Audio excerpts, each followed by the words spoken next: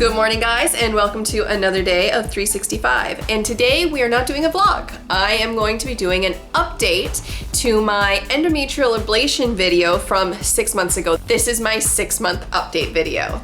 So for anyone who is not into the squeamish things, this video will be dealing with pretty personal feminine issues. I am going to talk about menstruation, and if you are squeamish or you're not into that sort of thing, or if you're like related to me or something, by all means click off the video because it's gonna get weird. So yes, 6 months ago I had an endometrial ablation, or a Novasure ablation.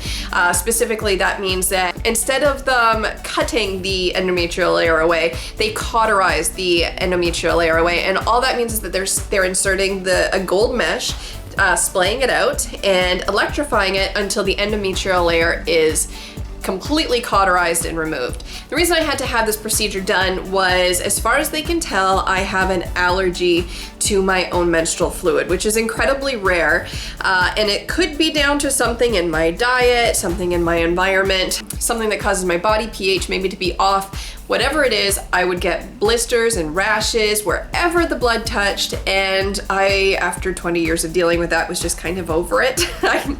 So I wanted to eliminate my periods as best as possible to help with that issue. So it has been 6 months to the day, actually, and I am happy to report that I have had no periods, 0 periods in 6 months. In May, I did have a little bit of spotting, and when I say a little bit, I mean one trip to the bathroom, there was a little bit of pink and brown, and that was it. That was my entire period over the last 6 months, was just a little bit of spotting. Now, I will say that around my time of the month, I do notice a little bit of extra discharge. Not a lot, not even enough for a panty liner, I would say, but just a little bit of discharge. And I will say that I do still have a little bit of bloating around that time of the month, because I am still having a period. I just don't have a flow, if that makes any sense. There's no endometrial lining inside my uterus anymore, and that is the lining that sloughs off once a month, and that's where the flow comes from. So I no longer have that flow. I just have a few symptoms. One thing that I'm pleased to say is that my migraines have diminished quite a bit, and I put that down to my iron not dipping as much once a month, and it's been fantastic. I do still get some migraines. I'm just predisposed to those. My father gets migraines pretty badly, and but I can say that now that my iron isn't dipping once a month, that I'm not getting anywhere near as many migraines. All right, so now I'd like to touch on recovery, which I did talk about in my original video, which there wasn't recovery, really. My first day, I was fine. Right after the procedure, I was a little bit nauseated just due to the anesthesia, but pretty much I was fine after that, and I have not had any recovery symptoms from that point forward. I had a very good doctor who said that he got it all in one take, and I didn't have any recovery symptoms. When I went to him for my 6-week appointment, I was in there talking with him for literally 2 minutes. I said, you know, I've had no problems, I've had no period, and I've had no recovery symptoms. And he says, that is exactly what I want to hear. Please call me if you have any questions or concerns. I have not had a period, I did not have any recovery symptoms, and I can't speak highly enough about this procedure.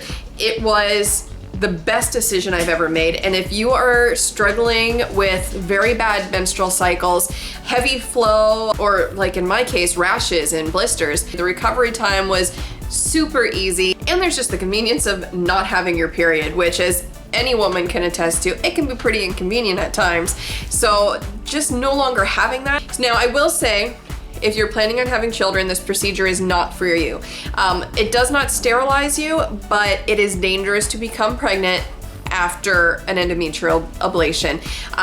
The endometrium is removed entirely during this procedure, and an embryo needs the endometrial lining to implant in. If it is not there, it implants directly into the uterus, and that can cause everything from miscarriage to a uterine rupture. You can end up in a pretty terrible condition if you end up pregnant after an ablation. If you do end up pregnant after an ablation, you will have to go and speak to your gynecologist and find out your options afterwards, because it is not safe to continue a pregnancy after an ablation.